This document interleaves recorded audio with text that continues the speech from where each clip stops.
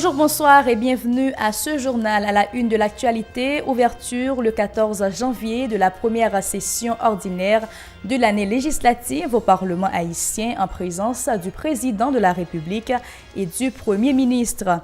16 sénateurs et 80 députés ont pris part à cet exercice constitutionnel. Une séance en Assemblée nationale mouvementée, le député Printemps Bélisaire, mégaphone en main, a fait irruption dans l'hémicycle pour réclamer du président du Sénat des excuses du fait de l'avoir soupçonné dans l'insécurité à l'entrée sud de la capitale. Le chef de l'État a réitéré l'engagement de son administration à réaliser des élections partielles dans le pays à la fin de 2019. Il exhorte une fois de plus les parlementaires à voter le projet de budget rectificatif 2018-2019 pour faciliter leurs organisations. Le Premier ministre Jean-Henri Séan s'accorde un brin de satisfecit 120 jours après son installation à la tête du gouvernement. La conjoncture politique de 2018 n'a pas été favorable à l'exécution de l'ensemble des programmes sociaux, a-t-il indiqué. À l'étranger, le président Donald Trump continue d'affirmer n'avoir jamais travaillé pour la Russie. Restez branchés pour les détails.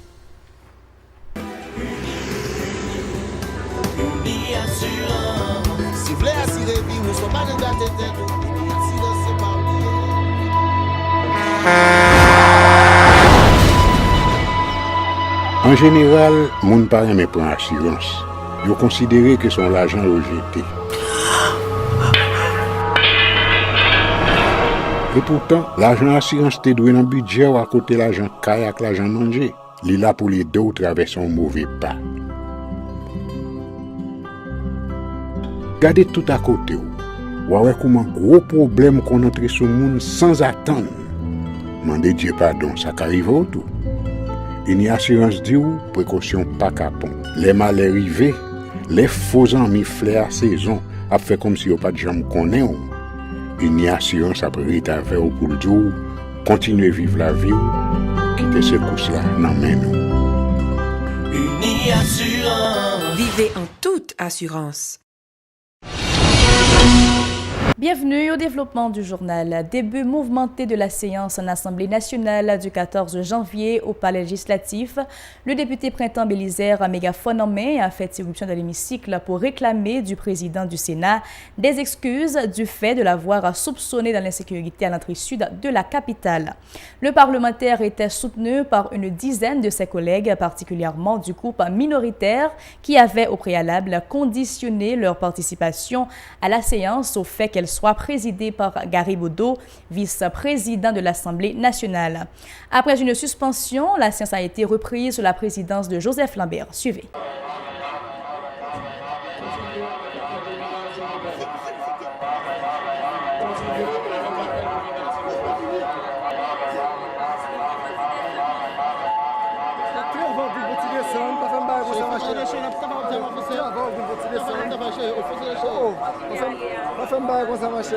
Le député de la 3e circonscription de Port-au-Prince a indiqué qu'une entente a été trouvée autour de son litige avec le président du Sénat.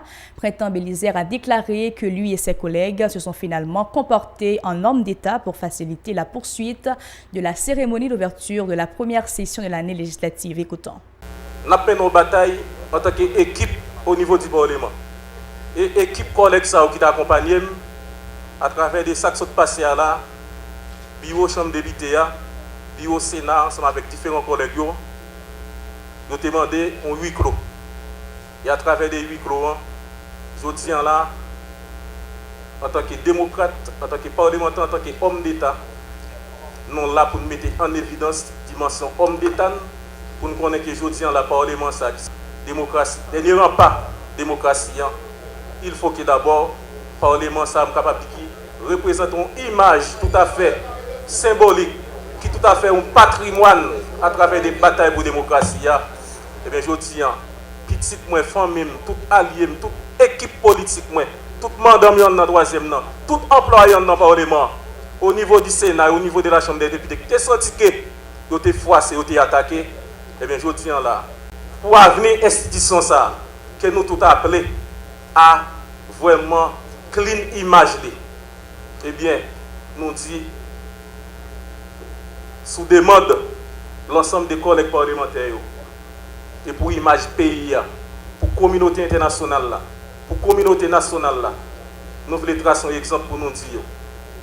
Je dis, nous-mêmes en tant qu'Haïtiens, nous sommes capables de chita pour nous poser un problème entre nous-mêmes, mais sans que nous parle derrière, détruire l'image de l'autre. Le président du Sénat a minimisé l'incident survenu le 14 janvier dans l'hémicycle où des députés ont perturbé le début de la séance en Assemblée nationale. Il s'est félicité qu'une entente a été trouvée autour du différend avec ces parlementaires qui réclamaient des excuses publiques de sa part du fait d'avoir évoqué l'année dernière le nom du député Printemps Bélisaire dans le dossier de l'insécurité à l'entrée sud de la capitale. Joseph Lambert appelle ses pairs à se resserrer les rangs en vue du renforcement de l'institution qui a fait, selon lui, œuvre qui veille. Écoutons. Tout au début de mon discours, je m'en voudrais de passer sous silence le petit incident survenu entre le président de l'Assemblée nationale et quelques honorables députés, sortis, bien sûr, comme moi, des matrices populaires. Nous sommes donc condamnés en tant qu'élément de l'élite politique de notre cher pays à cheminer sur la ligne des crêtes, même si les trébuchements accidentels nous menacent du précipice. À chaque vacillement, nous devons nous redresser, nous dépasser, pour continuer à regarder l'horizon de lumière au-delà des ombres et des ornières qui comblent notre route. Chers collègues, députés et sénateurs, mesdames, messieurs, le Parlement a donc du pain sur la planche. C'est le moment de se serrer les rangs pour travailler ensemble et offrir une meilleure image de notre corps qui a encaissé bien des attaques. Le président du Sénat de la République a par ailleurs dressé un triste bilan de 2018 pour le pays, mettant en avant les graves problèmes socio-économiques et l'insécurité ayant mis à mal le bon fonctionnement de la société haïtienne. Joseph Lambert a également évoqué le dossier Petro-Caribé et la publication des résultats d'audit de la Cour supérieure des comptes. Par ailleurs, l'élu du Sud-Est a déclaré que 2019 doit être une année de dialogue, plaidant en faveur de la tenue des prochains scrutins partiels dans le pays. Écoutons encore. Nos commissions ont réalisé des travaux de grande importance et de la meilleure qualité. Je veux citer, entre autres, la commission Justice et Sécurité publique, la commission Finances, la commission Éthique Anticorruption, la commission Santé, la commission Défense, la commission Intérieure, la commission Agriculture, et ceci au niveau des deux branches du Parlement. La commission genre, etc. Celles-ci ont achevé la commission culture. Celles-ci ont achevé une bonne part de l'œuvre de renforcement institutionnel. Elles ont entamé le remembrement de la Cour de cassation. Les réflexions progressent sur l'amendement constitutionnel. Le nouveau code pénal a été examiné à la lumière d'une revue bibliographique intense et de beaucoup d'interviews réalisées tant à l'intérieur qu'à l'extérieur du pays. Bénin, par exemple. Chers collègues, j'ai pris plaisir à travailler avec vous durant une année à la présidence de l'Assemblée nationale. Dressant le bilan de ses 120 jours à la tête du gouvernement, le Premier ministre Jean-Henri Séan s'est réjoui de la parfaite harmonie entre les deux têtes de l'exécutif pour adresser les problèmes du pays. Il a mis l'accent sur les mouvements de revendication qu'a connu le pays au cours de 2018, instrumentalisés, dit-il, par une frange de la classe politique. Les pertes ont été énormes pour le pays et personne n'a été gagnant de cette période de trouble, a déclaré le Premier ministre. Muni de mégaphone, certains parlementaires ont tenté de troubler le discours du notaire Séan, qui a cité notamment la lutte contre l'insécurité et les programmes de restaurants communautaires indiquant que la gestion de la conjoncture politique de 2018 n'a pas favorisé la mise en place des programmes d'apaisement sociaux. Écoutons Jean Risséan. Nous devons tous reconnaître honnêtement que le contexte, tant local qu'international, a été loin d'être favorable. En effet, sur le plan national, mon gouvernement a dû, pendant toute cette période, faire face à une véritable explosion de revendications populaires et politiques pour des manquements et des problèmes décennaux, sinon séculaires, hérités du passé. Honorables sénateurs et députés, mon gouvernement s'est penché également en étroite concertation avec le président de la République sur le dossier des élections. L'année 2019 est une année pivot dans la construction démocratique.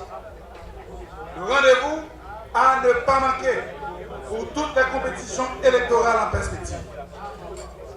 Dès l'entrée en fonction du nouveau gouvernement, un groupe de travail a été mis en place. Il a analysé le dispositif légal préparé pour la tenue des élections et a travaillé avec les principaux acteurs institutionnels qui auront à charge l'ensemble de la chaîne technique et logistique devant conduire aux élections. À date, la loi électorale est déjà déposée au Parlement. Le chef du gouvernement a aussi abordé le dossier Petro-Caribé, réitérant sa volonté de favoriser l'aboutissement des travaux des instances concernées sur la question. Il a promis la construction de centres hospitaliers et de marchés publics dans certains endroits du pays, notamment dans le département du Sud et de l'Ouest. Jean-Henri Séan a parlé des élections programmées pour cette année, déclarant que la loi électorale est déjà déposée au Parlement et les fonds nécessaires sont prévus dans le projet de budget soumis aux parlementaires. Le chef du gouvernement a annoncé la tenue au cours de ce mois d'un forum national en vue d'adresser les problèmes du pays. Suivez. Le chantier politique a tout transcendé au cours de la période de ce bilan. Cependant, mon gouvernement ne s'est pas exonéré de son devoir de continuer à répondre au quotidien avec les faibles ressources disponibles aux besoins de notre population.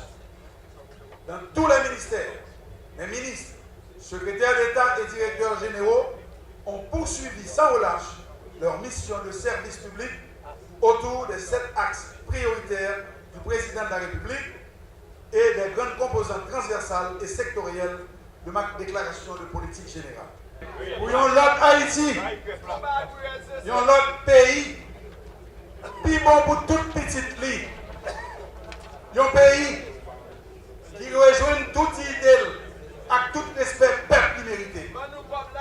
C'est ça, moi souhaite nous tous. C'est pour ça, moi pour le travail toute année 2019 là. C'est pour ça, moi parler, écouter nous tous, répondre toutes préoccupations nous, faire lumière sur tout ça qui pas clair. C'est pour ça.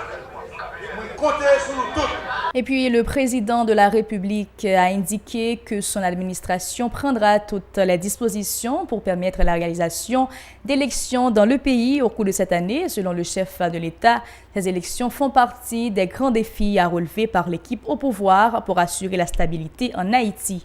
Jovenel Moïse presse une fois de plus le Parlement d'approuver le projet de budget rectificatif pour favoriser l'organisation des prochaines compétitions électorales et la satisfaction des besoins de la population. Écoutons. En cette période décisive pour la nation, la 4e et dernière année de la 50e législature, l'occasion m'est offerte de réitérer mon attachement personnel en tant que chef de l'État à la démocratie, à la continuité institutionnelle et républicaine, ainsi que notre fidélité aux principes fondateurs de la République d'Haïti, que sont la liberté, l'égalité et la fraternité. Si l'année 2018 a été caractérisée par des contestations d'ordre économique, politique et social, l'année 2019 doit nous permettre de nous soucier davantage du respect des prescriptions constitutionnelles, de nous efforcer dans l'esprit patriotique, de surmonter les crises qui menacent la survie de la nation. Notre devise, l'union fait la force, ne doit pas être une simple expression, mais un guide de nos actions quotidiennes. 2019 est l'année des grands rendez-vous républicains. C'est une année historique. Nous devons réaliser des élections crédibles, honnêtes, démocratiques et transparentes. Pour réaliser ces joutes, mon administration et le gouvernement prendront toutes les dispositions nécessaires. C'est une exigence. Le chef de l'État appelle à la solidarité de tous les secteurs pour permettre le progrès du pays. Selon lui, tous les acteurs ont un devoir de résultat envers Haïti. Écoutons-le. Je souhaite nous une bonne année de travail pendant la songer obligation toute notre droit pour voir l'État. Seul ça nous est une obligation, c'est par résultat. Je vais parler pouvoir exécutif, pouvoir législatif, pouvoir judiciaire, nous, tous les trois, nous avons une grande obligation pour nous bailler résultat. Dans l'amour, il y a une couleur. C'est un frère haïtien, dans la sérénité, dans la paix, dans la tranquillité, même là, nous ne parlons même parti politique. Ou bien, nous parlons même classe sociale. Ou bien, nous n'avons pas la même couleur. Nous obligés à faire une chaîne de solidarité. Nous entendons yon l'autre. Nous comprenons yon l'autre. Nous travaillons yon avec l'autre. Nous remettons yon l'autre. C'est la seule façon pour nous mettre le pays, Haïti, nous tous qui là. Nous remettons sur route changement, nous tous réveillés. Pas jamais aller sur route ça, non rien. Non, yon rail l'autre, non, yon a battre pour faire coup sur l'autre. C'est ici que nous mettons fin à ce journal. Mesdames, Messieurs, un plaisir de vous avoir informé sur la télévision Pacifique. Bonne suite de programmation.